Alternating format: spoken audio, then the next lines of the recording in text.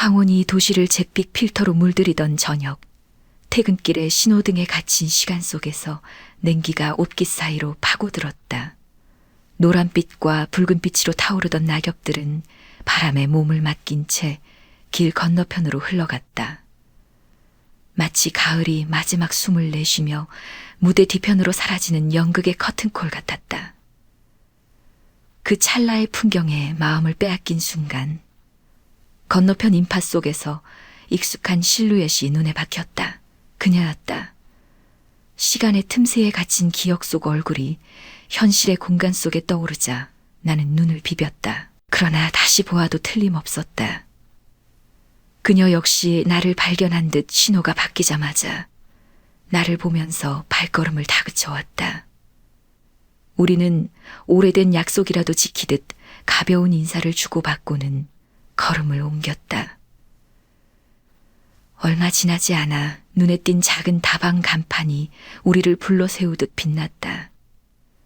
나는 그녀를 쳐다보고는 같이 들어갔다.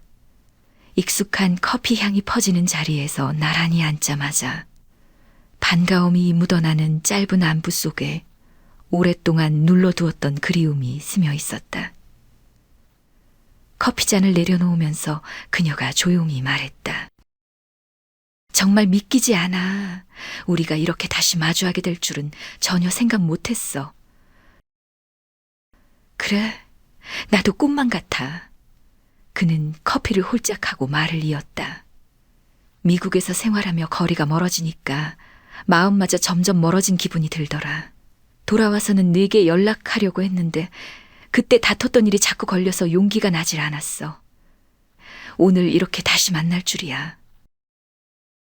나는 커피잔을 만지작 하면서 듣다가 멈추고 생각할 겨를도 없이 말했다. 그래? 나는 너를 잊어버려도 네가 꿈에 찾아와 되찾아주더라. 이어지는 대화는 꺼져가던 잿불이 되살아나는 열기가 느껴졌다. 그녀는 쑥스러운 표정을 가다듬고 말을 돌렸다. 있잖아, 살다 보면 알게 된다는 말. 그리고 앞머리를 귓가로 옮긴 다음 말을 이어갔다. 사실 남들이 칭찬한다고 해서 내가 대단해지는 것도 아니고 비난한다고 해서 내가 작아지는 것도 아닌데 말이야. 주변의 눈치는 무시할 수가 없어. 그 시선에 맞추어 살다 보면 내 자신을 잃게 돼. 어떻게 살아야 내 삶을 알게 될까? 그 순간 문득 깨달았다. 그녀가 내게 삶의 철학을 풀어놓고 있다는 사실을. 그 핵심은 인생에서 칭찬과 비난은 동반하는 것으로 거기에 흔들리다 보면 본래의 나를 잃고 만다는 것이었다. 시간이 얼마나 흘렀을까? 배에서 꼬르륵 소리가 들려왔다.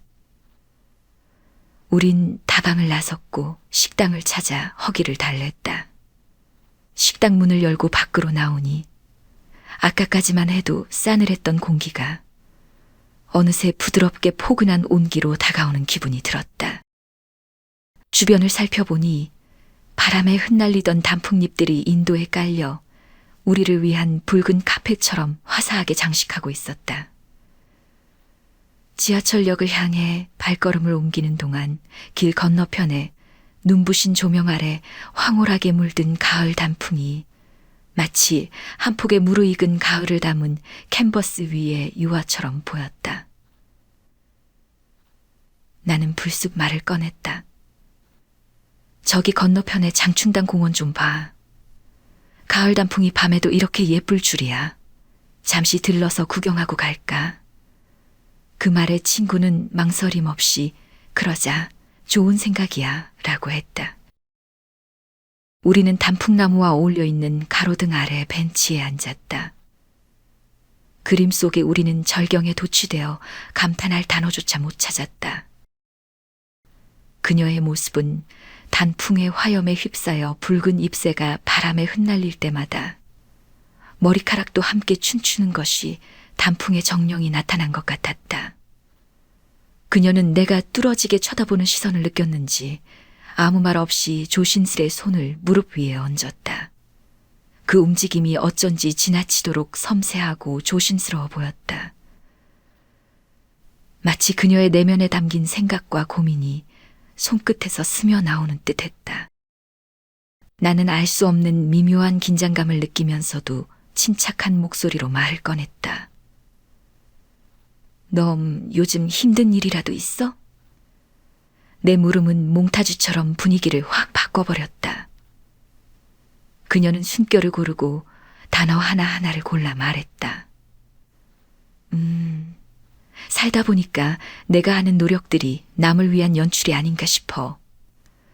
이런 생각이 들 때는 다른 사람들도 그러려니 하지만 그렇지 않고 자신을 위하면서도 잘 사는 사람들이 있을 거잖아. 그녀의 목소리는 낮고 차분했지만 그 안에는 누구나 마음속 깊이 품고 살아가는 복잡한 갈등이 담겨 있었다. 나는 서슴없이 말했다. 그건 결국 생각의 차이야. 삶을 마치 연극 무대에서 꾸며내는 것이라 생각하면 지치고 스트레스가 쌓이게 되지만 삶을 서로 알지 못하는 사람들과 함께 조약돌에 각자의 소망을 담아 하나하나씩 쌓아 올리는 돌탑이라 생각해봐. 그러면 그 돌탑에서 나의 존재를 찾게 되고 힘을 얻게 돼. 그녀는 두 손으로 얼굴을 감싸고 침묵을 지키다가 갑자기 손뼉을 치며 뭔가 깨달은 듯 눈을 크게 뜨며 외쳤다. 아, 맞아. 그러니까 삶이란 누군가 나를 위해 돌 하나를 올려주고 나도 모두를 위해 돌 하나를 올려주는 그런 거였어. 그런데 이걸 이제야 깨달았다니 너무 억울해. 그녀는 정색해서 나에게 다시 물었다. 그동안 내 모습이 너한테 어떻게 보였는지 알려줘. 그 질문은 깊이 생각할 시간을 내줄 만큼 여유롭지 않았다. 바로 튕겨나왔다. 블랙홀 같아. 그 대답은 내 의식을 앞서갔고 그녀를 통째로 집어 삼킬 듯한 용기까지 솟구쳐 그를 와락 끌어안아 버렸다. 차가운 가을밤의 기운도 논리적인 사고도 그 순간에는 나를 붙잡지 못했다.